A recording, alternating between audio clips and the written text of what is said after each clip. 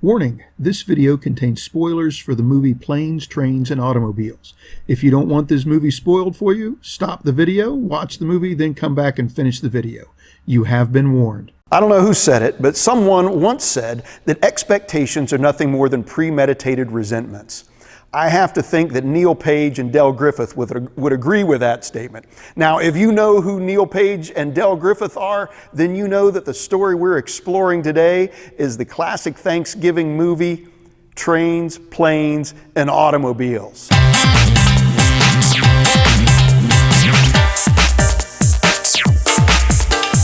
Neal Page might be the most amazing example ever of the statement that expectations are premeditated resentments. Neal Page was a businessman who had a plan for everything.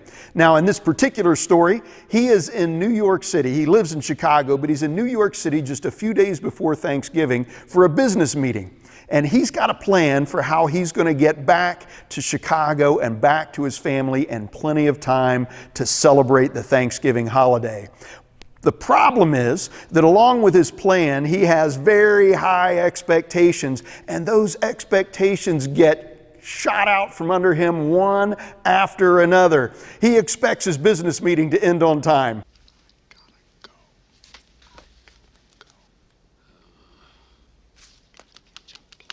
He expects to be able to catch a cab so he can get to the airport by 6 p.m. He can't catch a cab. He expects when he gets to the airport that his plane will be on time.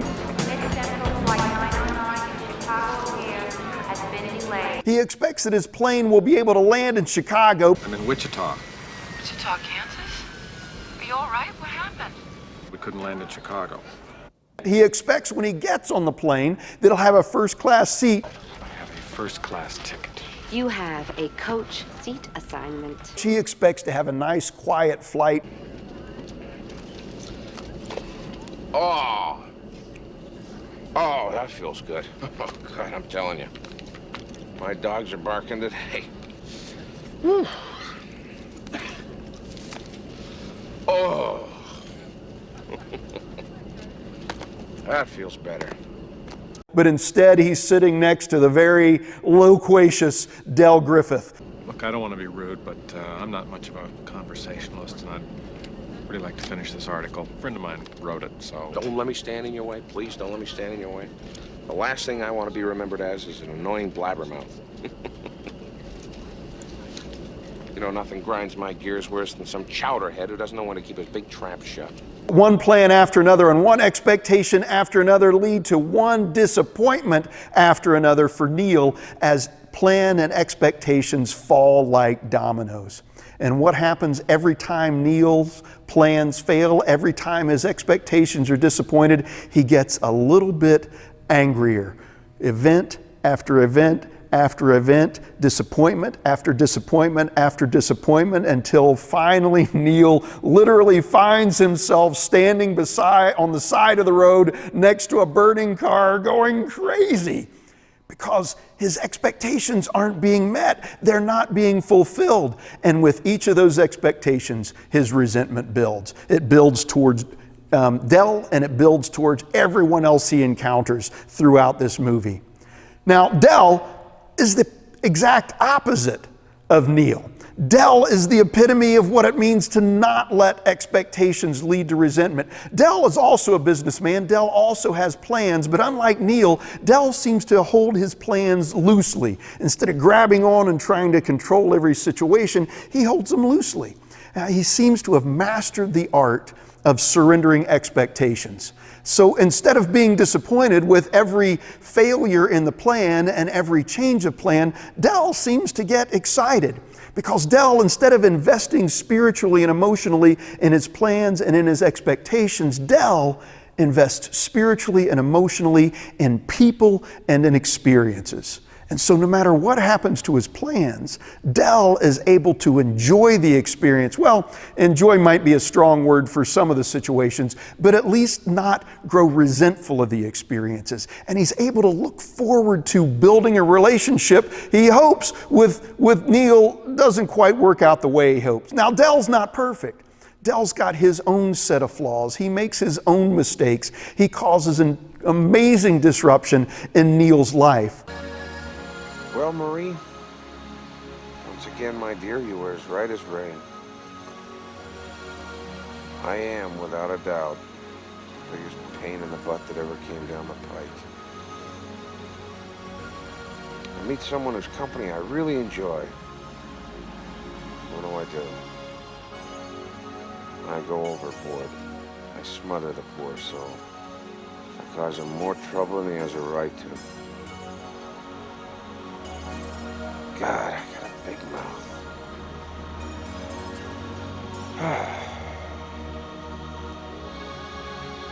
When am I ever gonna wake up? But it's not about being perfect.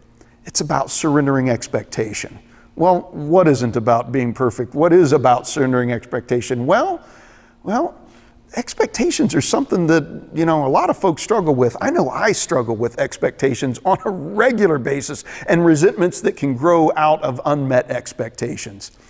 What's the solution? How do we get around that? Do we stop planning? I don't think we can do that. Do we just decide never to have expectations? That's a tough one too. I think that's maybe part of human nature, that we go into life and into experiences with expectations. Well, what can we do about it? And what in the world does this have to do with the Thanksgiving holidays? Well, I tell you what it has to do with it. It has everything to do with Thanksgiving, because the one surefire remedy to resentment is gratitude.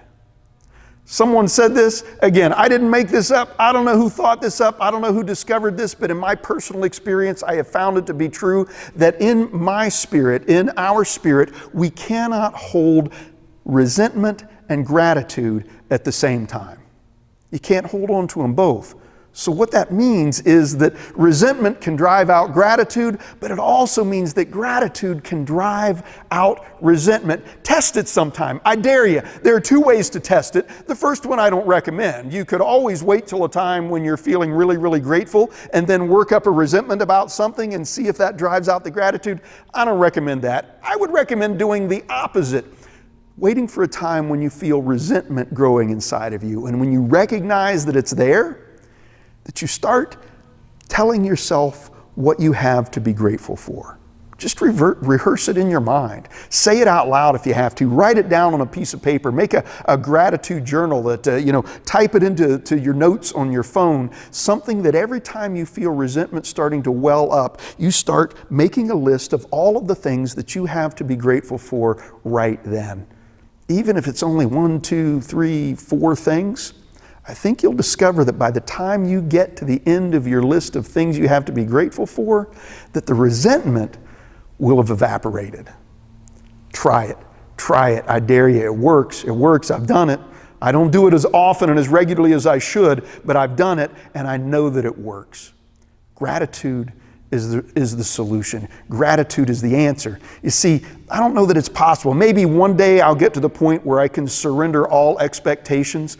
I'm not there yet, which means I'm going to continually have opportunities to experience resentment, which means I'm going to continually have opportunities to practice gratitude. And what a better time of year to practice gratitude than Thanksgiving. Now, here's the truth. The holiday season, Thanksgiving through Christmas, that's a time of year when expectations are at their highest, right? I mean, it's a time of year when depression goes up. It's a time of year when anxiety goes up. It's a time of year when people struggle with relationships or with despair, with depression. And I think a lot of that has to do with expectations. But try this. Instead of going into Thanksgiving this year with all of, I'm not going to say that, because you're going to have expectations. We have expectations for how the turkey's going to turn out. We have expectations for what desserts we're going to have and how they're going to taste. We have expectations for who's going to show up to dinner and who's not going to show up to dinner. We have expectations for what time we'll eat. We have expectations for how people will behave. We have expectations for how we wish people would behave. We have all of these expectations that come up during the holidays. So all of these opportunities for resentments to grow, but instead of letting this holiday season and Thanksgiving in particular be a breeding ground for resentment, let it be a training ground for gratitude. Go into Thanksgiving. Wake up that morning. Wake up every day between now and then and pray that prayer that Jesus taught us to pray. God, your kingdom come. Your will be done. Pray the prayer that Jesus prayed in the garden. God, your will, not mine, be done. Pray that in the morning. And at the end of the day, list at least 5 things that you're grateful for from that day. 5 things, and see how that affects your attitude. See how that affects your spirit, whether resentment starts to leak away. And then anytime during the day when you're feeling the resentment grow, get out that list, review it of the things you had from yesterday to be grateful for, and go ahead and add to it some things from today, from right then, right at that moment, that you can be grateful for. Let the expectations of the holiday season become a training ground for practicing gratitude, and then keep practicing it on into the new year. You see, the holidays don't have to be a time when we get overwhelmed with despair or depression. They don't have to be a time when we get overwhelmed with resentment from unmet expectations. The holidays can be a time where we practice gratitude. Isn't that what Thanksgiving is about? Giving thanks, being grateful, expressing our gratitude. And you know, if we're going to be grateful, we should be grateful towards someone. We can be grateful towards someone. It's a great time to turn our gratitude lists into prayers, so that as we practice gratitude, we also practice prayer and offer those gratitudes to God and thank God and surrender our expectations to God and thank God and praise God for that whenever our will isn't being done, that maybe it's God's will that is being done, and praise God for that.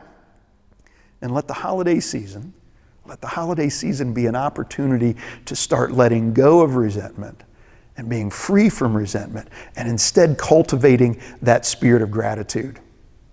Well, I think Dell would recommend that course of action. And I think Neal, by the end of that movie, would recommend that course of action as well. By the end of the story, Neal has learned from Dell. He didn't think at the beginning he had anything to learn from Dell, and that's a darker side of Neal's personality that we're going to take a look at in the next episode. But by the end of the story, Neal was able to experience that same kind of gratitude that Dell expressed and showed and lived out throughout the story. Let our story be like Neal's story. Maybe you're not like Dell. You know, maybe you're more like me and more like Neal, and you're not like Dell, and expectations and resentments crop up all too easily. But maybe our story can be like Neal's story this Thanksgiving season. Maybe our story can be one of learning to practice gratitude and then watching the resentment fade away, giving thanks to God and being grateful for what comes into our lives day by day.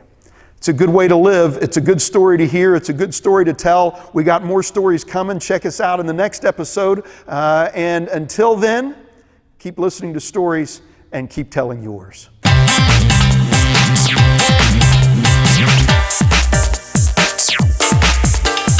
Those aren't pillows.